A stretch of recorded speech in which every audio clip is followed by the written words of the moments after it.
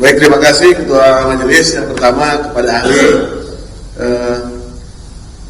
sejak 2012 menjadi komisioner KI ya. Karena dari kompetensi sebagai ahli, kami melihat tadi secara digital bahwa saudara pernah menjadi komisioner ya. Pada saat menjadi komisioner tentu pelantikannya pada saat Pak Gubernur siapa ya? Bisa digunakan nih ya? Saya dilantik oleh Bapak Gubernur Fauzi Bowo. Pak Fauzi Bowo. Ya. Itu SK 26 Januari ya? Iya, betul. Januari. Karena memang itu hari HUT-nya KIDKI, kami penghormatan pada periode pertama. Yang kedua, pada saat saudara menjadi komisioner tentu hanya pelantikannya saja Pak Fauzi Bowo, tetapi ketika bertugas bertanggung jawab pada gubernur yang baru pada saat itu ya? Iya. Karena ini juga termasuk informasi publik yang terkait. Ya. Nah, sepengetahuan saudara sebagai ahli, apakah pada zaman saudara menjadi komisioner KIDKI, saudara ahli, itu memberikan semacam monitoring evaluasi kepada dinas-dinas terkait, termasuk kepada badan publik di Jakarta? Apakah pada saat saudara menjadi komisioner, karena itu bertanggung jawab pada gubernur pada saat itu, termasuk gubernur yang sedang dimintakan informasinya, Bapak Joko Widodo, ya, itu dimintakan informasi publiknya. Saudara melakukan monitoring evaluasi kepada KPU DKI sebagai badan publik atau belum ada monitoring evaluasi pada saat itu? Secara sisi keahlian ya? Iya. Pengalaman keahlian ini. Jadi kami memang melakukan monitoring dan evaluasi terhadap badan publik, ya kan? Tetapi badan publik yang kami monitoring dan evaluasi pada saat itu lebih kepada badan publik yang di DKI Jakarta. Lingkupnya lingkup badan publik di pemerintahan DKI Jakarta. Kemudian KPUD itu karena merupakan lembaga yang sifatnya hierarkis. Oke. Ya, KPUD DKI sifatnya hierarkis, itu waktu itu belum termasuk dalam pantauan kami untuk melakukan monitoring dan evaluasi. Baik, kalau di dalam lingkup pemerintah provinsi, karena lembaga kearsipan daerah dia ada di Pemprov ya, itu apakah sudah ada pada saat itu lembaganya dan apakah dimonitoring evaluasi sebagai peserta ONEP pada saat itu? Wah, kalau itu saya sudah tidak ingat lagi peserta. Tidak ingat, oke. Nah, sekarang secara keahlian, dalam konteks informasi publik yang diminta terkait dengan ijazah Bapak Joko Widodo, apakah dalam konteks klasifikasi informasi ini secara keahlian, dia bagian dari informasi publik? Iya, informasi publik. Informasi publik itu ada beberapa klasifikasinya. Ada informasi yang berkala, kemudian juga ada informasi yang setiap saat, ada informasi yang juga termasuk terkait dengan yang menyangkut hajat orang banyak ya, yang namanya dengan serta merta. Nah, dalam konteks kalau saudara ahli menyatakan itu adalah informasi publik, di klasifikasi mana dia masuknya? Informasi yang secara berkala sebetulnya. Secara berkala. Ya. Tetapi dia memang tidak disampaikan di website dan secara umum ya. Artinya memang itu saudara ahli mengatakan, ini kan keahlian ya, kami majelis itu posisinya netral semua.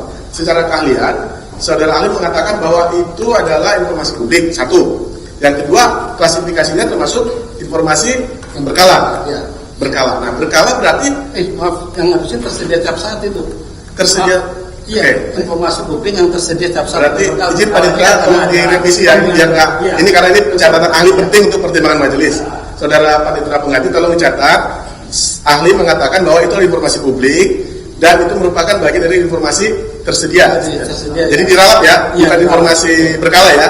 Baik, tersedia. Nah, karena saudara tidak melakukan monitoring evaluasi pada saat itu, tentu tidak bisa memberikan masukan ya terkait indikator mana yang kepada KPU DKI ya. Berbeda sampai hari ini sudah KPU DKI walaupun dia vertikal, kami KI tetap melakukan monitoring itu di hal lain ya. Artinya kami memastikan keahlian saudara itu tepat dalam konteks objek yang diminta. Jadi saudara menganggap itu tersedia setiap saat. Artinya tidak semua orang yang secara umum, kan orang ada juga yang apatis. Tapi kalau orang-orang yang aktif itu juga tidak bisa langsung kalau dia bukan pemohon informasi, karena dia harus dimintakan dulu karena tersedia setiap saat. Dia bolak-balik bukain website zaman dulu mungkin baru awal-awal tapi sudah ada ya. Atau lihat madingnya di KPU DKI atau dan seterusnya, itu tidak bisa langsung ya. Walaupun kita tidak lagi bicara konteks KPU dalam konteks termohon tidak, tapi maksud saya pengen mengetahui ini alur ijazah ini kemana sih sampai kok termohon pun belum memiliki, belum tersedia ya. Jadi dia masuknya di mana posisinya sebetulnya yang saudara secara keahlian dari KPU itu kemana dia harusnya, dari karena konteksnya dia tersedia setiap saat? Tersedia setiap saat. Jadi misalkan yang gini, pemohon informasi dia kemudian mengetik proses pemilu pilkada di tahun 2012. Siapa calon-calonnya? Kan bisa dimunculkan di dalam website-nya itu kan. Baik. Harus termuncul di situ nama calonnya siapa. Siapa. Baik. Itu kan, mohon maaf, itu kan ahli adalah informasi secara umum. Secara umum. Tetapi karena yang dimintakan adalah dokumen, itu kan bukan informasi. Kalau informasi kan dia deskripsi bisa sifatnya. Ini kan dokumen, ijazah. Dokumen. Nah, karena ini ijazah, sebetulnya dia tidak ada di website kan, ditampilkan sebagai dokumen yang diupload kan? Tidak ada. Jadi memang disimpan oleh badan publik. Jadi memang kalaupun dia informasi yang tersedia saat, tetapi masyarakat umum tidak bisa secara mudah langsung mengakses, tapi harus dimintakan dulu. Harus ada effort dulu, minta seperti halnya pemohon ini berjuang dulu, waktu, tenaga segala macam untuk bisa dapatkan itu. Baik. Yang terakhir dari saya adalah jika KPU DKI adalah badan publik yang sifatnya hierarkis yang saudara ahli sampaikan tadi, berarti sebetulnya dia secara pertanggungjawaban hukum dalam konteks administrasinya, berarti dia harus menyerahkan ke KPU RI dulu, baru kepada Arsip Nasional atau seperti apa? Karena saudara termohon ini tidak pernah mendalilkan, ya, menyatakan bahwa itu informasi dikecualikan, belum sampai situ. Kami pun sudah dalam sidang sebelumnya menyatakan kami kejar, saya kejar juga, apakah ini mereka belum melakukan uji konsekuensi kalau pada saat sidang yang lalu. Nah, karena badan publik ini juga menyatakan, termohon menyatakan belum memiliki, tidak tersedia, sebetulnya ini kan jadi tanda tanya besar ini. Jangan sampai kami juga memutuskan sesuatu yang tidak ada informasi publiknya. Nah, sebenarnya sebagai ahli, andaikan kita berbicara di luar kotak lah, out of the box dari yang apa dipikirkan pemohon, mungkinkah ketika dilantik, karena kan kalau di KPU jelas ada tanda terimanya, menyediakan form sekian sesuai dengan peraturan KPU RI, ada dasar KPU DKI menerima ijazah itu. Tapi ketika dia disuruh dilantik, disumpah di Jakarta sebagai gubernur oleh pemerintah pusat, apakah ada tanda terimanya presiden? Tanda terimanya gubernur pada saat menjadi gubernur DKI Pak Joko Widodo ini? Apakah pernah ada dia memberikan itu secara hukum? Hitam di atas putihnya? Itu pertanyaannya.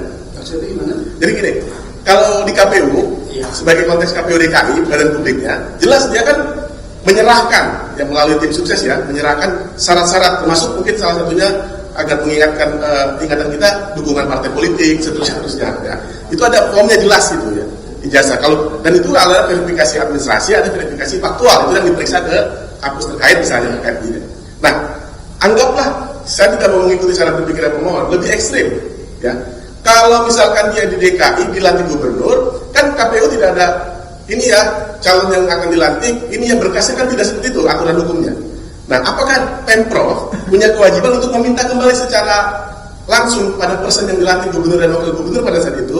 Ya, seingat saya sesuai dengan informasi media publik ya, fakta sejarah adalah Pak Jokowi dengan disuruh Basuki Cahaya Purnama pada saat itu 2013 ya, tidak salah. Ya. Apakah dia ada menyerahkan secara hukum nggak kepada Pemprov bahwa ini ijazah saya yang sudah dilegalisir kepada Pemprov untuk dijadikan administrasi, apakah itu di bagian SDM-nya atau secara administrasi untuk keuangan, baik itu gaji, honor atau tunjangannya oleh gubernur wakil gubernur? Adakah secara keahlian saudara memandang itu?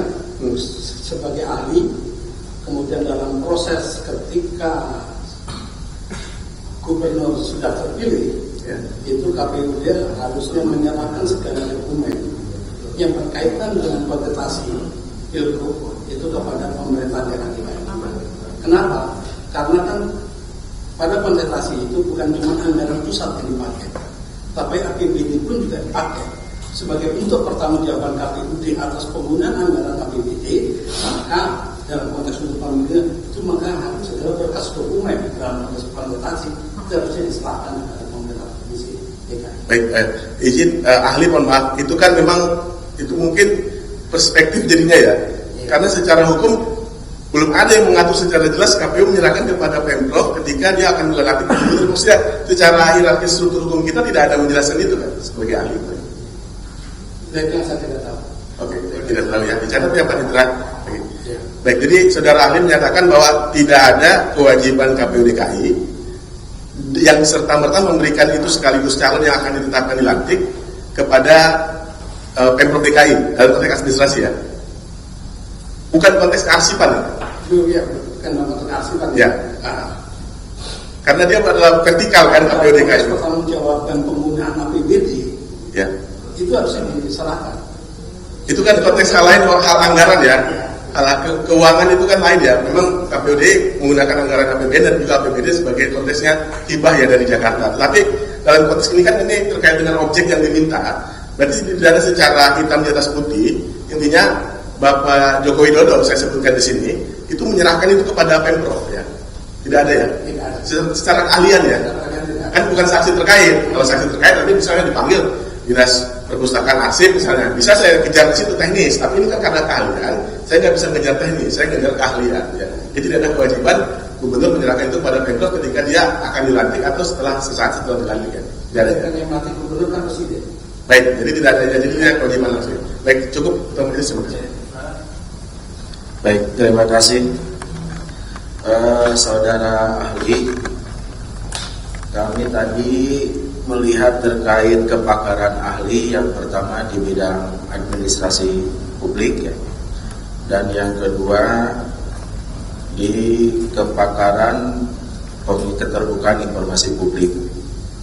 Saya tidak akan bertanya terkait klasifikasi informasi dikarenakan dalil yang disampaikan oleh pihak termohon itu belum dikuasai. Jadi kami lebih mendalami terkait letak kewenangan penguasaan sebuah informasi publik ya ke sana. Yang pertama yang saya tanyakan ke saudara ahli, apakah saudara ahli mengetahui terkait informasi yang dimohonkan? Mengetahui. Itu yang pertama. Yang kedua,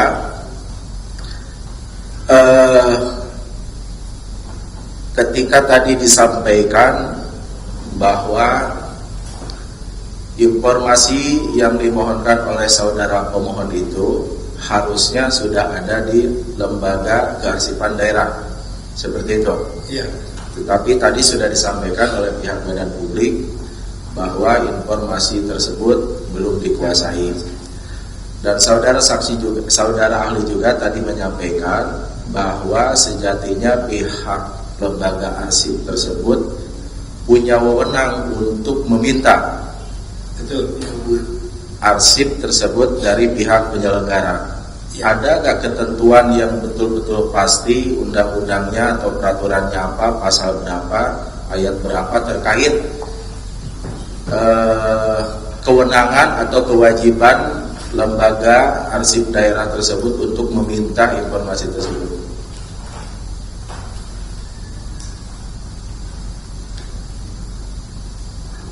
Itu jelas ada undang-undangnya, yaitu bahwa lembaga kearsipan itu dalam pasal 60 Undang-Undang Kearsipan. Sampai perlu saya buka Undang-Undang Kearsipan.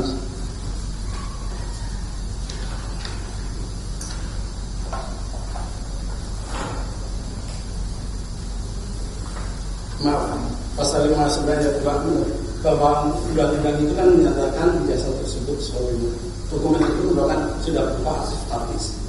Oleh karena itu dalam konteks arsip statis melingkupi akuisisi arsip statis itu, jadi KD itu punya kewajiban untuk melakukan akuisisi arsip statis, yaitu pasal 16.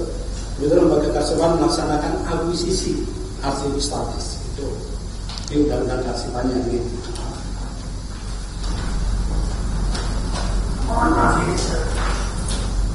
Baik, tadi disampaikan pasal 60 ya? Iya, pasal 60 bahwa lembaga arsip pasal 59 pasal 59 ayat 2 mengenai pengelolaan arsip statis. Baik, Yaitu sudah ada mengenai akuisisinya. Kemudian pasal 60 ditegas lembaga kearsipan melaksanakan akuisisi. Jadi pasal 59-nya menyatakan soal pengelolaan arsip statis, pasal 60-nya memerintahkan melaksanakan dalam hal ini yaitu itu. Kemudian memang ada kewajiban badan publik juga ketika arsip itu sudah menjadi kerjaan, maka badan publik itu harus menyerahkan. Jadi dua-duanya punya kewajiban, badan publiknya harus menyerahkan, dan ini badan publiknya bisa terkena pidananya. Badan publik yang dimaksud KPU-nya. KPU-nya itu harus menyerahkan ke lembaga kearsipan. Baik. Iya. Karena di situ ada ketentuan barang siapa yang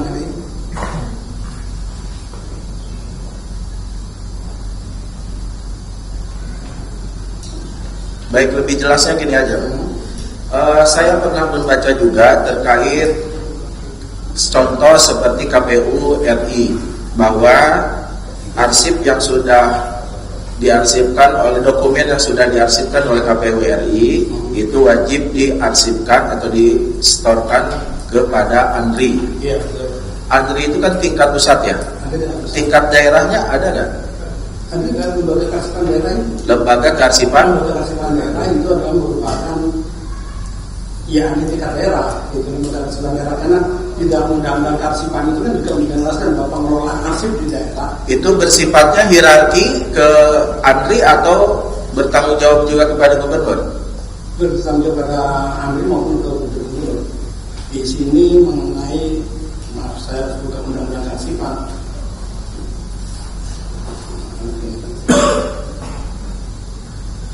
Kenapa kami tanyakan tersebut?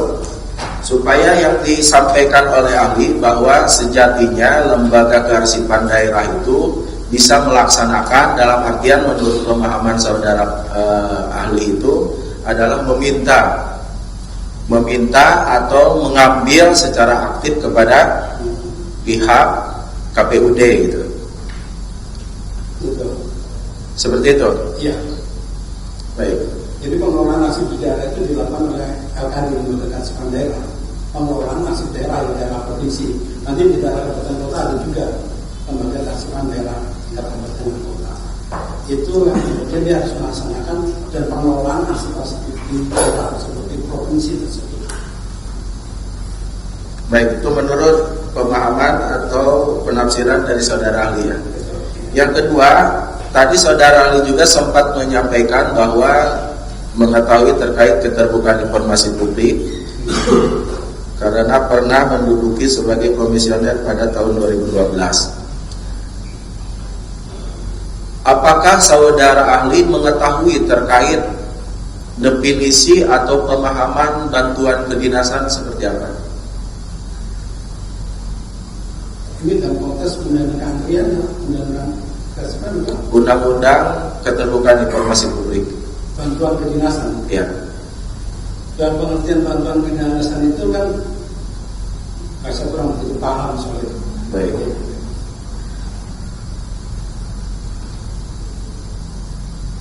Untuk sementara cukup Ketua Majelis.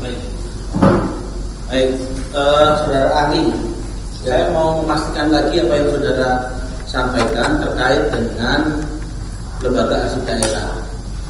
Lembaga arsip daerah itu kan dibentuk oleh pemerintah provinsi. Iya.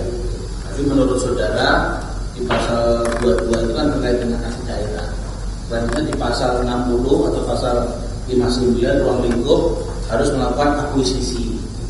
Oke, terus saya ikutin alur saudara sampaikan ya. Terus nanti akuisisi di pasal 60 terkait dengan harusnya dokumen itu ditagih lah kira-kira. Iya. Bahasa sederhananya, bahasa awamnya. Nah, dan ini secara kondisinya ini mekanismenya seperti itu. Satu sisi tadi saudara juga menyatakan dalam hal dokumen tidak dikuasai atau tidak ada, maka ada perintah. Kan tadi saya mau mengkonfirmasi perintahnya kepada Komisi Informasi untuk mencari atau mencari atau tadi istilahnya. Itu tadi batasan waktunya mau seperti apa? Dengan pengalaman saudara tadi mau jelaskan yang soal dokumen pertanahan tadi. Jadi kan dalil dari termohon tadi kan saya benar tadi menjelaskan. Komisi Informasi, saya memang maksud saudara tadi Komisi Informasi bisa memerintahkan untuk mencari dokumen itu, di mana itu menjadi kewenangan Komisi Informasi, perintahnya untuk melakukan pencarian ataupun merintahkan dokumen itu dihadirkan. Sudah juga tidak dikuasai. Betul, berdasarkan begitu dari pihak termohon menyatakan tidak menguasai informasi yang diminta oleh pihak termohon, gitu kan? Itu majelis komisioner kan punya kewenangan dalam segala keputusannya, punya kewenangan untuk kemudian memerintahkan kepada pihak termohon untuk segera melakukan seperti halnya kemarin Komisi Informasi Pusat, di mana pihak Majelis Komisioner kemudian memerintahkan kepada UGM itu untuk segera menyiapkan dokumen-dokumen yang diperlukan dalam persidangan 20 hari. Soal rentensi waktunya monggo dari pihak Majelis Komisioner. Saya bukan, ini kan saya nggak tahu konteks di persidangan lain. Saya hanya ingin kita fokus sidang ini. Termohon itu kan tadi sudah pertanyaan termohon tadi disampaikan bahwa dokumen tidak dikuasai. Dokumen sudah dijawab di surat permohonannya. Ya. Tadi mulai dari pasal 6 terkait dengan dokumen tidak dikuasai, pasal 6 ayat 3 huruf E tidak dikuasai. Termohon juga sudah menjelaskan dokumen dikuasai di mana. Nah, tadi saya memastikan saja kepada saudara termohon ketika tadi membuat kesimpulan, saya anggap kesimpulan atau pendapat saudara bahwa Komisi Informasi dapat memerintahkan bahwa dengan mempertimbangkan Undang-Undang Arsip tadi pasal 22, pasal 59, pasal 60 itu saudara ya perintahnya bisa saja menyatakan bahwa dicari dokumennya sampai ketemu ya. Makanya pertanyaan saya tadi itu di mana yang menyatakan bahwa kewenangan Komisi Informasi memang perintahnya itu mencari. Padahal di satu sisi tadi juga menjelaskan Komisi Informasi itu perintahnya sebenarnya juga hanya menafsirkan ini informasi publik apa informasi yang dikecualikan. Kalau dikecualikan, saya ngikutin alurnya. Saya ingin memastikan dari sebenarnya yang dimaksud saudara tadi itu apa dengan perkembangan tadi yang didalilkan oleh. Betul. Kalau putusan informasi dan informasi kan sudah membuka, menutup atau kemudian melihat mempertimbangkan kemanfaatan masyarakat yang lebih banyak kan itu putusan normatifnya kan gitu.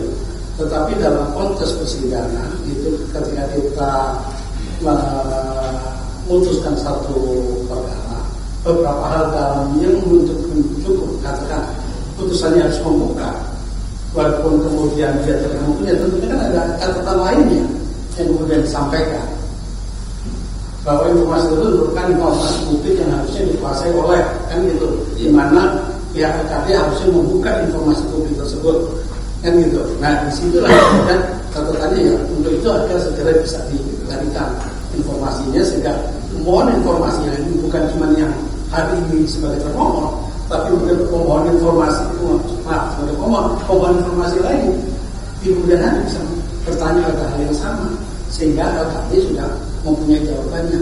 Memang informasinya ada di bawah penguasaannya dia. Saya mau memastikan saja karena termohon kan tadi menjelaskan bahwa dia tidak menguasai, tapi dia tahu siapa yang menguasai. Terus ahli tadi juga menjelaskan untuk dengan mempertimbangkan undangan tadi barusan mengkolek lah tapi ternyata sudah tadi memberikan pendapat harusnya bisa ditagih. Makanya padahal sebenarnya kan dari termohon juga sudah menjelaskan. Ini fakta-fakta yang sudah ada dan jawabannya kan terkait dengan karena kita tidak berbicara informasi dikecualikan di sini karena termohon tidak pernah membuat pengecualian informasi. Makanya kemarin kita sudah mendorong mediasi enggak menolak langsung kemudian karena memang tidak ada pengecualian.